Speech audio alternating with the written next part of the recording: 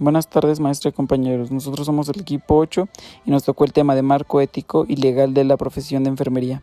Nuestro equipo está conformado por Quintero, Serrano, Nisa y Olivet, García, Parga, Andrea, Alejandra, Telles, Chapa, América, Valeria, Jiménez, Otamedi, Israel, Acosta, Islas, Natasha y Monsalvo Solano, Eric Michel, del grupo 6M1. Aspectos éticos de la práctica de enfermería. Ya desde hace varias épocas, el comportamiento ético de los prestadores de servicios de la salud ha representado un aspecto de interés para la población.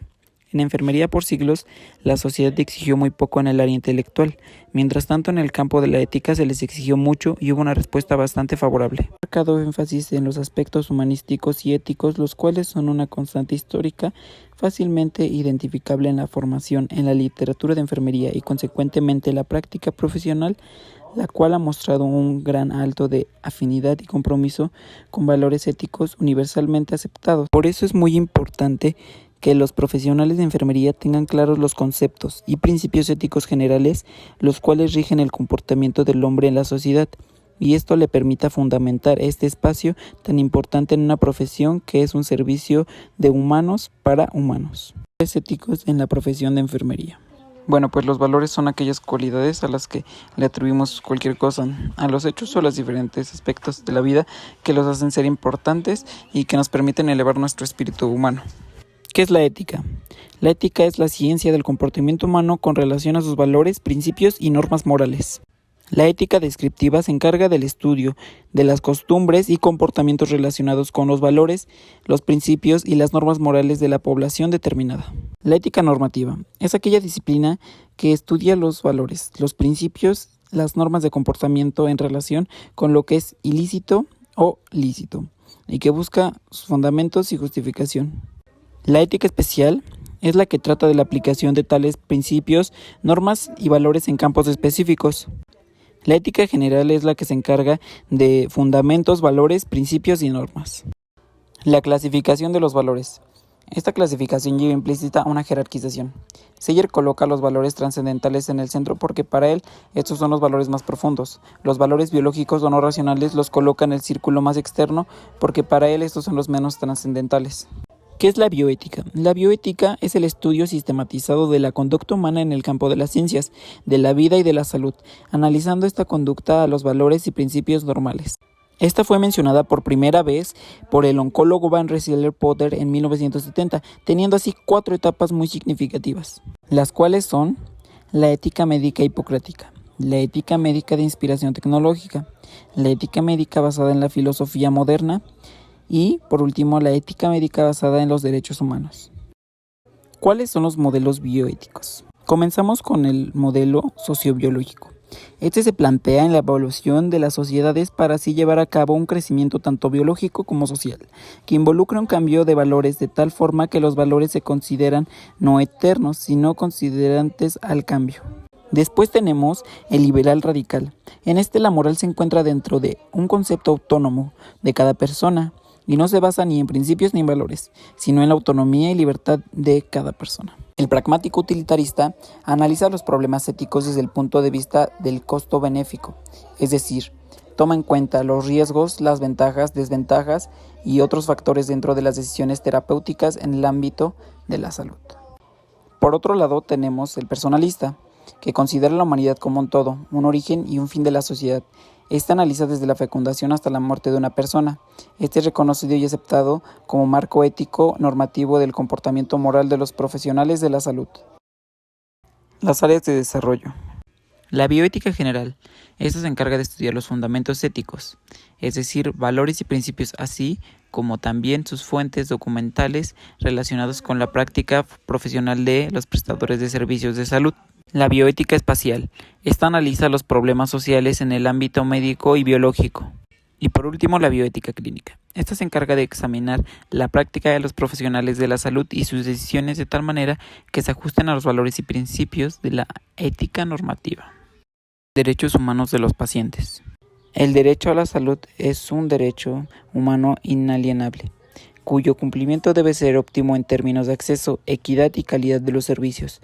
Los derechos humanos son valores fundamentales, derivados de la convivencia del hombre en sociedad, con el objetivo de proteger las condiciones mínimas que el hombre necesita para vivir con dignidad.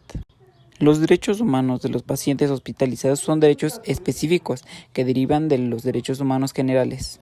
Estos son el resultado del esfuerzo de la sociedad para proteger a las personas que la constituyen de posibles actos indebidos que pueden ser objeto durante su estancia en un hospital. El derecho de la salud. Este es un derecho del constitucionalismo social para la protección de la salud y también un derecho de solidaridad, porque actualmente la salud es vista como un problema internacional. La CNDH, con fundamento en la Declaración de Lisboa sobre los derechos de los pacientes, hecha por la Asamblea Médica Mundial en 1981, desglosó los derechos de los pacientes en 21 puntos y los adaptó a medio ambiente mexicano. Todo paciente tiene derecho a recibir atención hospitalaria, de así ameritarlo su padecimiento.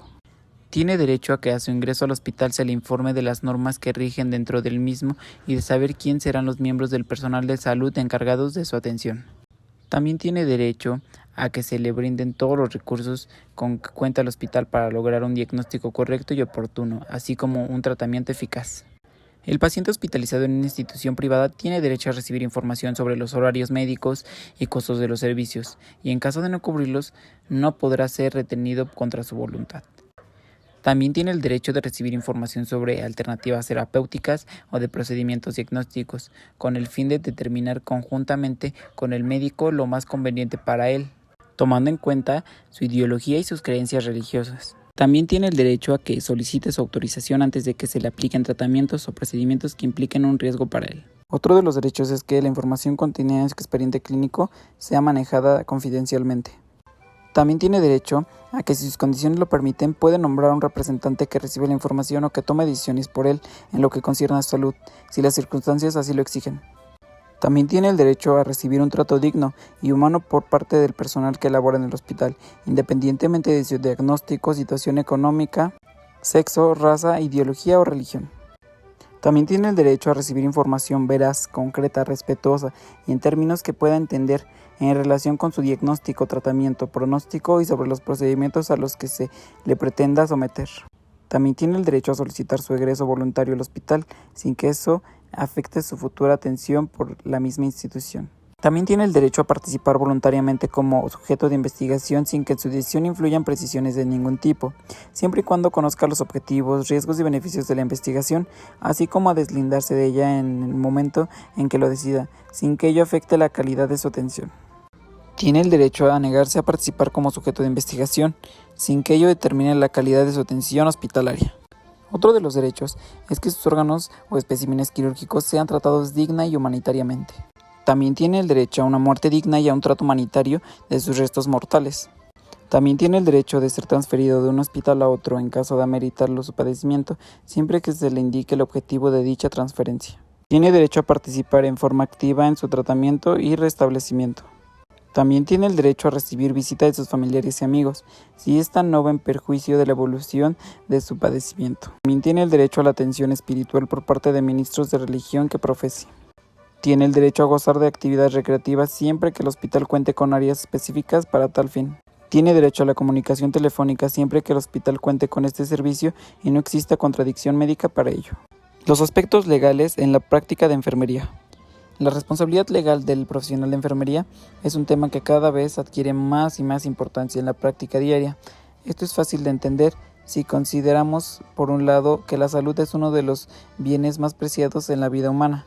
En la Constitución Política de los Estados Unidos Mexicanos, que es el cuerpo normativo de más alto rango, nuestra Carta Magna o la Ley de las Leyes. En su artículo 4, la Constitución establece: todas las personas tienen derecho a la protección de la salud. De este artículo se deriva la Ley General de la Salud. Es el ordenamiento jurídico donde se consagra el derecho a la salud.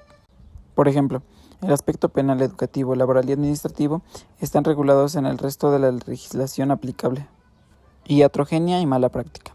La iatrogenia se refiere al efecto dañino o perjudicial que resulta directa o indirectamente de la actividad diagnóstica o terapéutica del equipo de salud, como efectos colaterales de los medicamentos, las secuelas de los procedimientos, los daños ocasionados por el uso de la tecnología, hasta los errores por acción u omisión de los prestadores de servicio.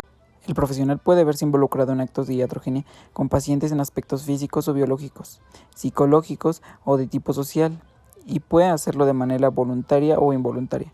La mala práctica es la forma en que el profesional de enfermería puede producir iatrogenias, y esta puede deberse principalmente a 3 causas.